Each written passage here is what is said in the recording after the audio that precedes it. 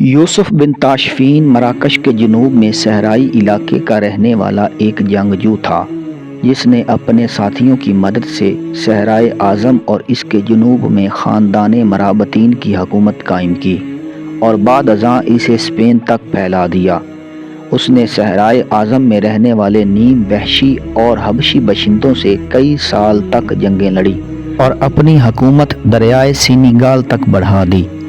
یہ لوگ ان قبائل کے خلاف جہاد ہی نہیں کرتے تھے بلکہ ان میں اسلام کی تبلیغ بھی کرتے تھے، اور اس طرح انہوں نے بے شمار بربروں اور حبشیوں کو مسلمان بنایا۔ تبلیغ کا یہ کام یوسف کے چچا عبداللہ بن یاسین کی نگرانی میں ہوتا تھا۔ انہوں نے اس مقصد کے لیے دریائے سینیگال کے ایک جزیرے میں ایک خانقاہ قائم کی تھی۔ شروع میں یوسف بن تاشفین اس کام میں اپنے چچا کے ساتھ تھا، لیکن بعد میں یوسف شمال کی طرف آ گیا اور یہاں فاس اور دوسرے شہر فتح کر کے کوہ اطلس کے دامن میں واقع شہر مراکش کی بنیاد ڈالی۔ اندلسی مسلمانوں کا وفد یوسف سے امداد لینے کے لیے اسی شہر مراکش میں آیا تھا۔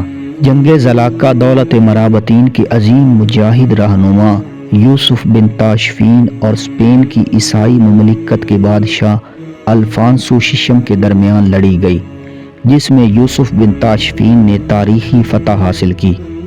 ہشام ثانی نے اپنے 16 سالہ دور حکومت میں ہسپانیہ میں ابھرتی ہوئی عیسائی ریاستوں کے خلاف 52 مہمات میں حصہ لیا اور کبھی بھی شکست نہیں کھائی، لیکن 1002 عیسوی میں اس کے انتقال کے بعد اسپین میں مسلم حکومت کو زوال آ گیا اور وہ کئی حصوں میں تقسیم ہو گئی۔ 1082 میں الفانسو ششم نے کشتالہ سے اپنی تاریخی فتوحات کے سفر کا آغاز کیا۔ نااہل مسلم حکمرانوں میں اسے روکنے کی ہرگز صلاحیت نہیں تھی۔ 1085 میں اس نے بنو امیہ کے دور کے دارالحکومت تلیتلا پر قبضہ کر لیا۔ شہر کے عظیم باسیوں نے 5 سال تک عیسائیوں کے خلاف بھرپور مزاحمت کی، لیکن بالآخر ہمت ہار بیٹھے۔ الفانسو کا اگلا ہدف سرغوسا کی کمزور ریاست تھی۔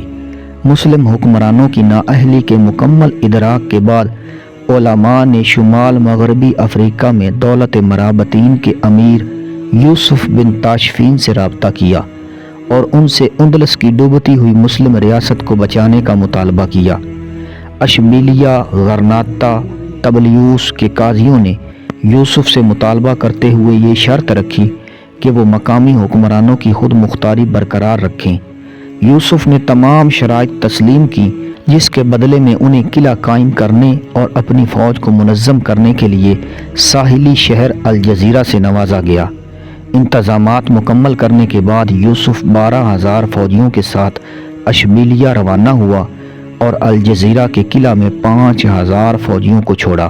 وہ 8 روز اشبیلیہ میں رہا اور اندلس کے حکمرانوں کی جانب سے فراہم کردہ فوجی دستوں کی ترتیب و تنظیم کرتا رہا۔ کل 20,000 افواج کے ساتھ یوسف شمال کی جانب روانہ ہوا، جہاں اس کا ٹکراؤ زلاقہ کے میدان میں الفانسو ششم سے ہوا۔ کشتالہ کے بادشاہ الفانسو ششم کو 80,000 شاہ سواروں، 10,000 پیادوں اور 30,000 کرائے کے عرب فوجیوں کی خدمات حاصل تھیں۔ 20,000 مسلم افواج میں سے شامل 12,000 بربر، 10,000 شاہ سوار اور 2,000 پیادی بہترین جنگجو تھے، جبکہ مقامی 8,000 افواج شاہ سواروں اور پیادہ افواج پر مشتمل تھے۔ دونوں سپہ سالاروں نے جنگ سے قبل پیغامات کا تبادلہ کیا۔ یوسف نے دشمن کو 3 تجاویز پیش کی: نمبر 1 اسلام قبول کرو، نمبر 2 جزیہ، یا نمبر 3 جنگ۔ الفانسو نے مرابطین سے جنگ کو ترجیح دی۔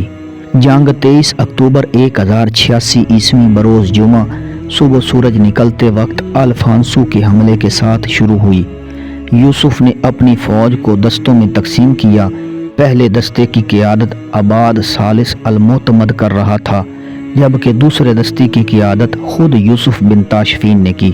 دوپہر تک المعتمد کی افواج ہی الفانسو کا مقابلہ کرتی رہیں، جس کے بعد یوسف بن تاشفین اپنی فوج سمیت جنگ میں داخل ہوا اور الفانسو کی افواج کا گھیراؤ کر لیا، جس پر عیسائی افواج میں افراتفری پھیل گئی اور یوسف نے سیاہ فام باشندوں پر مشتمل تیسرے دستے کو حملے کا حکم دے دیا، جس نے آخری اور فیصلہ کن حملہ کرتے ہوئے جنگ کا فیصلہ مسلم افواج کے حق میں کر دیا۔ مسلمانوں کی فیصلہ کن فتح کا اندازہ اس بات سے لگایا جا سکتا ہے کہ 60,000 کے عیسائی لشکر میں سے 59,500 اس جنگ میں کام آئے، جبکہ الفانسو زندہ بچ گیا، تاہم اس کی ایک ٹانگ ضائع ہو گئی۔ اس میدان جنگ کو زلاقہ کے نام سے پکارا جاتا ہے، جس کا مطلب ہے پھسلتا ہوا میدان، کیونکہ مارکے کے روز اس قدر خون بہا کہ افواج کو قدم جمانے میں مشکل ہونے لگی۔ اس تاریخی فتح کے نتیجہ میں اگلے 300 سال تک اسپین میں مسلم حکومت موجود رہی۔ اس جنگ کو صلیبی جنگوں کے آغاز کی اہم ترین وجہ سمجھا جاتا ہے، کیونکہ اس میں شکست کے بعد ہی عیسائیوں نے مسلمانوں کے خلاف وسیع پیمانے پر جارحیت کے سلسلے کا آغاز کیا۔ یوسف بن تاشفین نے 1061 سے 1107 عیسوی تک حکومت کی۔ وہ بڑا نیک دل اور عادل حکمران تھا۔ اس کی زندگی بڑی سادہ تھی۔ تاریخ اسلام میں اس کی بڑی اہمیت ہے۔ صحرائے اعظم میں اسلام کی اشاعت اور اندلس میں مسیحی یلغار کو روکنا اس کے بڑے کارنامے ہیں۔ شہر مراکش کی تعمیر بھی قابل فخر کارناموں میں شمار ہوتی ہے، کیونکہ اس طرح اس نے ایک نیم وحشی علاقے میں دارالحکومت قائم کر کے تہذیب اور علم کی بنیاد ڈالی۔ یوسف نے تقریباً 50 سال حکومت کی۔ اس کی قائم کی ہوئی سلطنت دولت مرابطین کہلاتی ہے۔ یوسف کے انتقال کے بعد یہ حکومت مزید 40 سال تک قائم رہی۔ اس کے بعد جن لوگوں کی حکومت ہوئی وہ موحدین کہلائے۔